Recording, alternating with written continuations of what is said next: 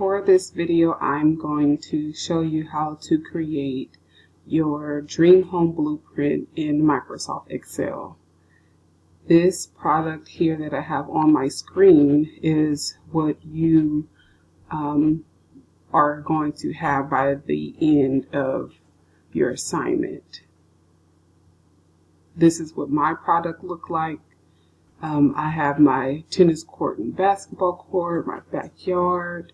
So I have 1, 2, 3, 4, 5, 6, 7, 8 items that I want to add to my blueprint.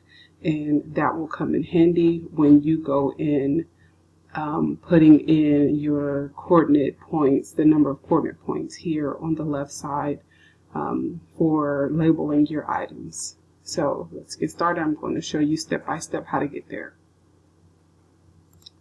This is a blank Excel spreadsheet. In cell A1, I'm going to label that my x-axis. And then for B1, I'm going to label that my y-axis.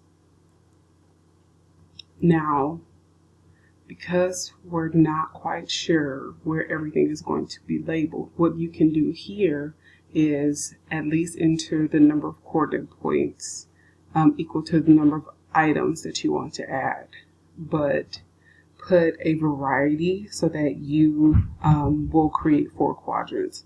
So I'm going to put 1 and 1, so 2 positive numbers. I know that's going to be in my quadrant 1. Let's do another one.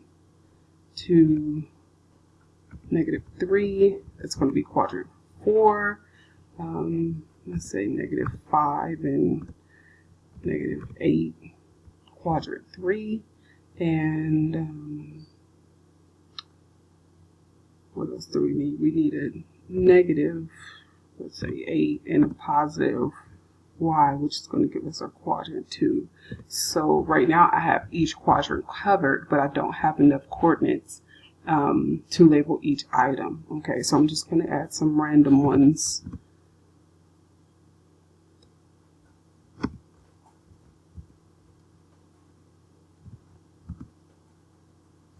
Let's make that -4, 9. So far I have 1, 2, 3, 4, 5, 6,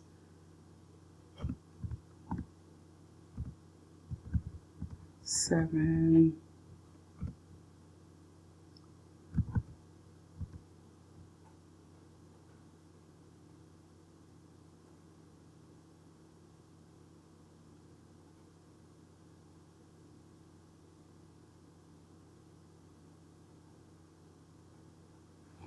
couldn't think of a number, and 8. Okay, so I have 1, 2, 3, 4, 5, 6, 7, 8. 1, 2, 3, 4, 5, 6, 7, 8. Okay, because I have 8 items for my dream home in my rough draft, I have 8 coordinate points.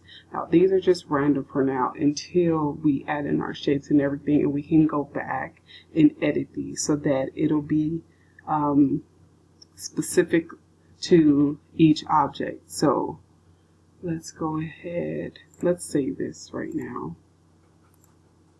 Okay.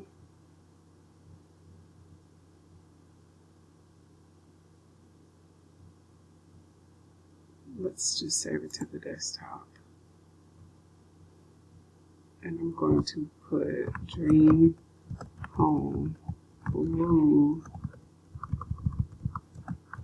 Blueprint.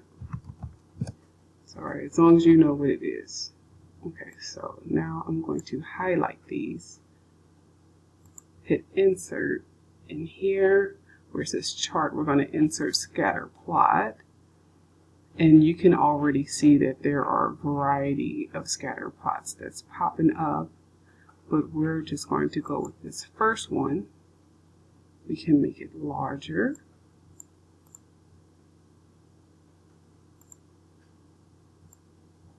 So that we can really see this really good. Okay. So Now let's add in our axis titles. So here we have our X axis. And we can move this around as well so that it'll be up a little more. Okay, and then we have our y-axis. Y-axis. I'm going to put a capital A just so that everything is the same. Now, I know you're probably wondering why I have a -14 all the way over here on the left, and it only goes to -6. This is because of the random coordinate points that I have here. So it labels the axis according to the numbers that I put in my X and Y values. This is the title of the graph. I'm going to put Dream Home. Okay, so for these, you hit the plus sign again, and we can put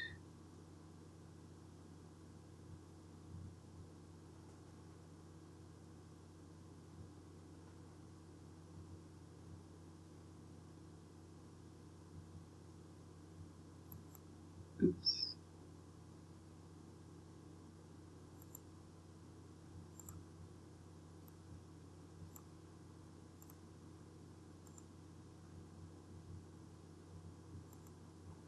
Let's see, why isn't it?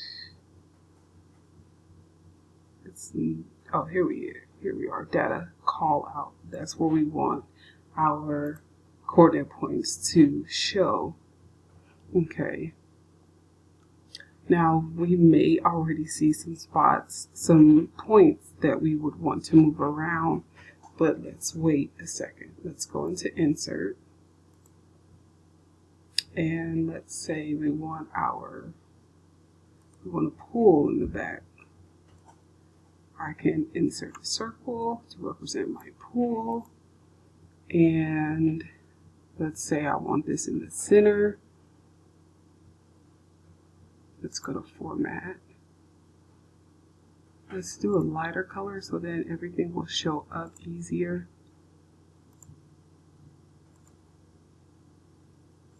And then -12 and 8 is pretty close. So in order to put that point directly in the center of our pool, we would actually need -12 and 8 to become -10 and +5. So -10 and +5.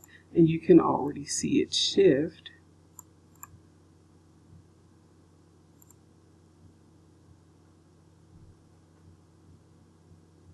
Let's do no fill just for the sake of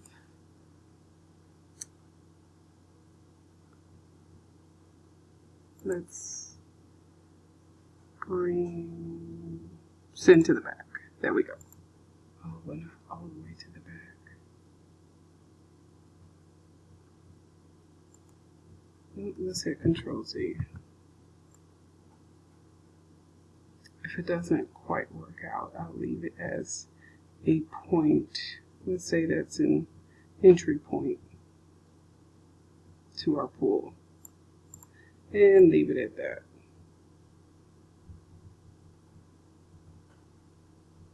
Get it as close as we can. We can fill it back in. That's our, I don't really like these blues, but whatever. That's our entry point to our pool. And then we can insert a text box. We're going to make that the pool. So what you will do is continue to add in your shapes and edit your X and Y coordinates so that you will have at least 1 point per item. I'm going to center my font just because that's the way that I like to do it. and that'll be that. For boxes, for example, let's say I want to add, maybe we have a basketball court next to our pool, and we're going to format that basketball court. We want to make that gray, and the outline is going to be gray as well.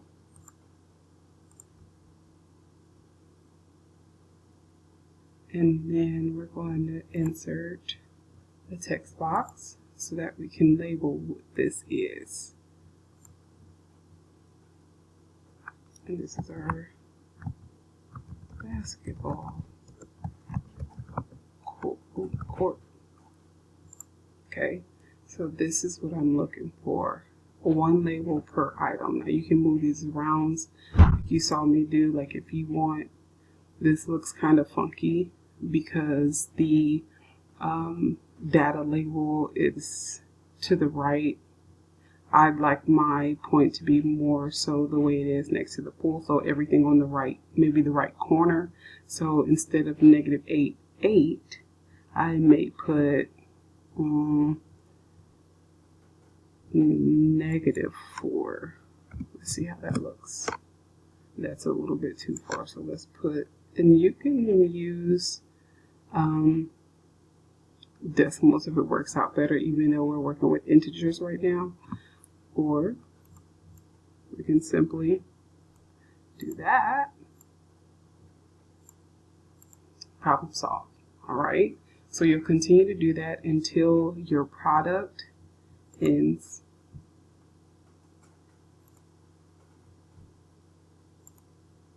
Oh goodness. Like this. Yes. So if you have any questions, please let me know. And I'm excited to see your finished products. Please make sure you submit this in Google Classroom. Yeah,